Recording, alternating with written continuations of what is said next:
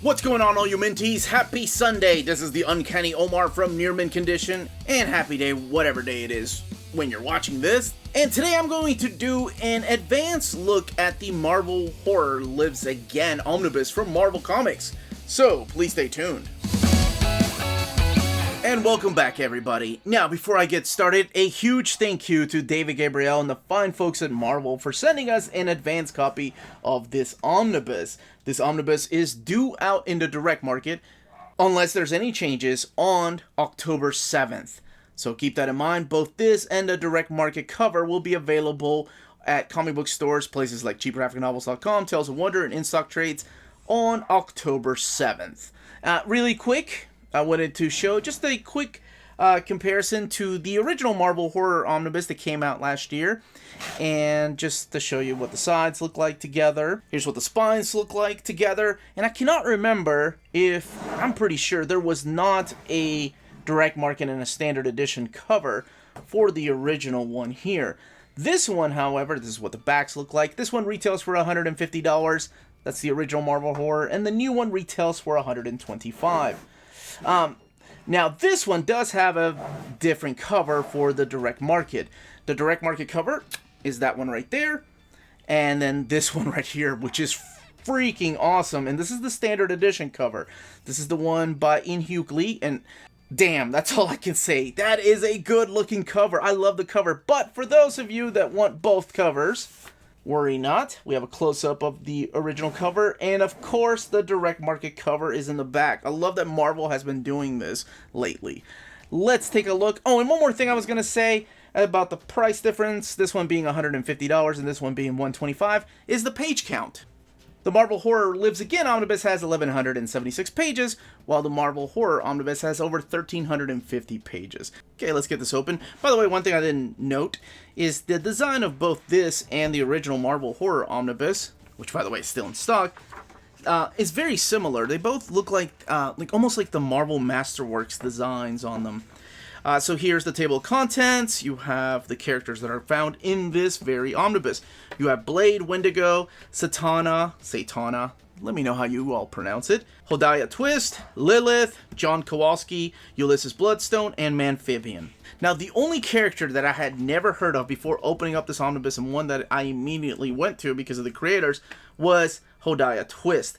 And I'll talk a little bit about that, and that was created by Don McGregor and Richard Marshall.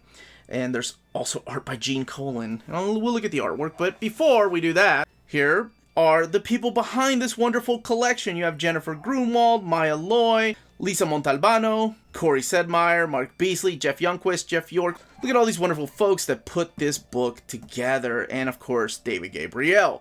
Not only do you get the creators behind all the stories, but you also get to see where to start reading these stories. Oh, and I lied. It wasn't just Hodiah Twist, but also Amphibian. I had no idea who that character was. But let's look in here where it all kicks off with Tomb of Dracula, the first appearance of Blade. And even the covers have this framing that reminds me a lot of the Marvel Masterworks designs. So here's the first appearance of Blade with Tomb of Dracula. So what exactly does this omnibus contain? Well, you saw the Tomb of Dracula number 10 is in here, as well as 67. Then you have Fear, which was the Adventures of Fear, 24. Marvel Preview 3. Incredible Hulk 162, 180, 181, and 272. X-Men, before it was Uncanny, 139 to 140. Marvel Spotlight. This is the 1971 series, number 24. Marvel Premiere, number 27. Marvel Team Up 80 and 81. Marvel Chillers, number 1. I think that's the giant-sized Chillers, if I'm not mistaken. X-Men Annual number 6, and we all know that story is, of course, with Dracula, but there's a twist at the end of that story that reveals what the story is really about or who it is. There's also War is Hell, 9 through 15, stories I've never read, and I'm really happy that they collected them in here, because that character later shows up in Chris Claremont's Man-Thing. So this is the Man-Thing series, 10 through 11, which is the last 2 issues of that series, because there was a previous Man-Thing series in the early 70s. There's Marvel Presents 1 and 2. Then there's material from Marvel Vampire Tales, because those are the anthology magazines, so they don't collect everything, just the ones that focus on these characters. And that is issues 2 through 4, 6, and 8, and 9. Marvel Preview 7 through 8, number 12, and number 16. Monsters Unleashed, number 9. Haunt of Horror, 2, 4, and 5. Dracula Lives. There's a lot in here. Dracula Lives, 10 and 11. Tomb of Dracula Magazine, 3, 5, and 6. Solo Avengers, number 5. Rampaging Hulk Magazine, 1 through 6, and number 8. And Strange Tales, 73. And there's also a Legion of Monsters. That's where the amphibian appears. Number 1 in here. So here you have wonderful, wonderful talent. You have Chris Claremont, Herb Trimpe, Gene Colan, Sal Buscema, Tony DeZuniga, who, man, I don't know what it is. Him and Ernie Chan, they become some of my favorite inkers. You have Marv Wolfman, Steve Gerber, like I mentioned, Chris Claremont, Len Wein, and others. And then you have, there's even a story in here, I think it's the Satana story, that is drawn by the Tribe. And the Tribe was a group of inkers and pencilers that drew some issues of Marvel Comics without any credit other than the Tribe. And that reminds me of the all-female 4-penciler group, Clamp. But it's cool to see that the artists were doing that at the time. Now, I don't know if that was because they weren't credited or they were credited later on, or nobody even found out who were part of the Tribe. So these are the Wendigo stories. Look, it's interesting to see them, like the Wendigo go from horror all the way into Uncanny X-Men, even though those stories are kind of creepy. Then we have his appearances in Hulk, and of course this is the Hulk by Bill Mantlo, and he was writing Alpha Flight at the time. Oh my gosh! So here we have Satana, the Devil's Daughter.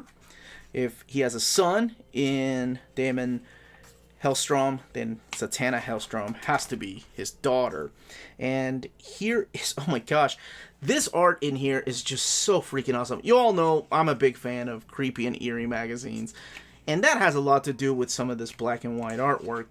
And I love color, don't get me wrong, but there's some Gene Colan artwork in here that it just doesn't look anything like his stuff later on when it's colorized, and that is freaking gorgeous. Just look at that. Oh, these are the designs and costume design for that time. Man. Now, this book and the Marvel Horror also have an explicit content warning in the back. So keep that in mind if, nudity bothers you. So maybe not for you. Nudity doesn't bother me, obviously, but I do know that it bothers some people in their comics, so I did want to bring that up. I'll talk about the binding here in a second. I just wanted to showcase this wonderful and beautiful artwork of these early years of Marvel Horror. And it's interesting, like I said, when these characters show up in just issues of Spider-Man, Marvel Team Up, Hulk, X-Men. Yes, here it is. So this is the character I didn't even know about before reading this. And this is Hodiah Twist, who's like a Sherlock Holmes, and he even has his own Watson kind of character. And that is this guy right here, G-Vons. But here's the artwork that I wanted to show off.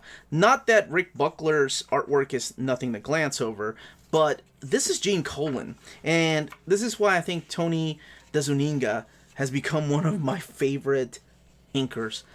I just love the finishes that he puts on every artist's pencils, and it looks so much better in black and white. Now, I've seen both Gene Colan and Tony DeZuniga's art with finished colors, and I think I prefer this. Now, that could be because I'm a big fan of black and white. Black and white art has never bothered me. Even, I know some people have issues with black and white artwork. Just look at that's awesome.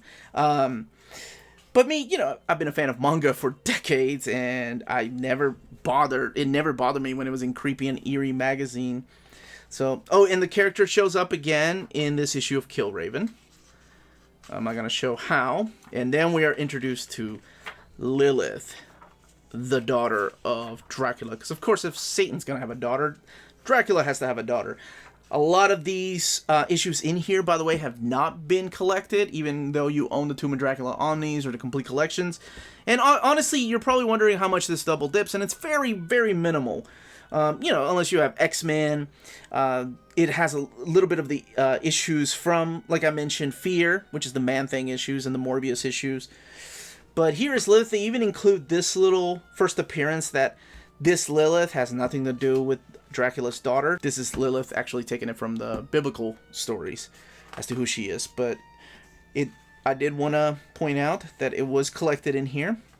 And this black and white art, man. And there is, like I mentioned, explicit content like violence, not just nudity. I forgot to mention it's also a little violent. But just showcasing the artwork and the touch-up on the art, which I think is just phenomenal. Whenever you have Corey Sedmeyer on your book, you know you're in for a treat. You know he just grade A restoration style. And here again is the team of Gene Colan and Tony DeZuniga. I don't know. I guess it's the black and white and seeing these stories for the first time. And speaking of first time, before I go on way too long about reading this, because I did stay up till 4 o'clock in the morning, here's that Uncanny X-Men Annual, which introduces us to Bloodstone, but it does have a twist. Here we have the character of John Kowalski, and it introduces us to him. Now, the only time I've ever read of this character was when he showed up in the last few issues of Man-Thing during Chris Claremont's run. But here he is introduced as the guy, how do I describe him? As a guy who doesn't die, or he is dead, and he is just leaping into other bodies. Sounds like Quantum Leap, but it's a lot different than that. I've read 3 of these already, and the stories were really enjoyable. And honestly, for a Chris Claremont script back then, I found them to be a pretty fast-paced read. So he's just going and leaping into people's bodies during the war, and getting his heart broken when he finds out what his old love did after he died. And here he is in the pages of Man-Thing where he shows up. Now let's get to Ulysses Bloodstone. Now, I'm not the biggest fan of Ulysses Bloodstone, but I was a fan of his daughter, who shows up in, of course, Next Wave. But this is the guy that was a monster hunter, and as a matter of fact, that has his first appearance that was kind of retconned to be his first appearance. And that is this story right here of Grotu. This one, of course, written by Stan Lee and Jack Kirby. So it introduces us to Grotu, the big king ant that talks, and the guy that kind of killed him off, and that is Frank, I think is what he goes by. But then it's revealed, retcon 40 years later in another comic, this one here, that all along it was Ulysses Grant. And then Amphibian. There you have it. Now, let's look at the extras, because I think the only extra is just this right here, which is the standard edition cover, in case you didn't buy it. Let's look at the binding. Paper quality, this is the exact same paper that was found in Volume 1, that's found in the Marvel Masters of Suspense, in those books. And as far as the binding, it is sewn binding, and look at that big, beautiful, wonderful eye. Curved spine for all those people that thought there was a Marvel conspiracy against you and your curved spines. I promise there's not. It's just a temporary printer they were using. Man, I didn't even get to talk about all the cool things in X-Men, how it ties into Dracula. But anyway, you don't need to know that. All you need to know is this book was a lot of fun. I was up until 3 or 4 o'clock in the morning reading it. My wife reminded me to go to bed.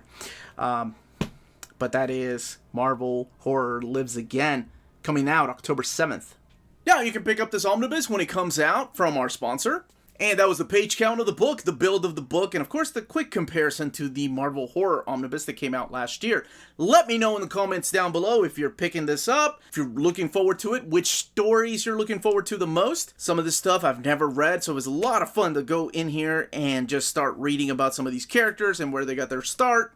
Which cover you're going to get, right? That's always an important question to ask when it comes to these Omnibus. So please, leave those comments down below. Don't forget to hit like, subscribe, ring that bell for notifications to let you know when our videos are going live. We can be found on Patreon and Redbubble.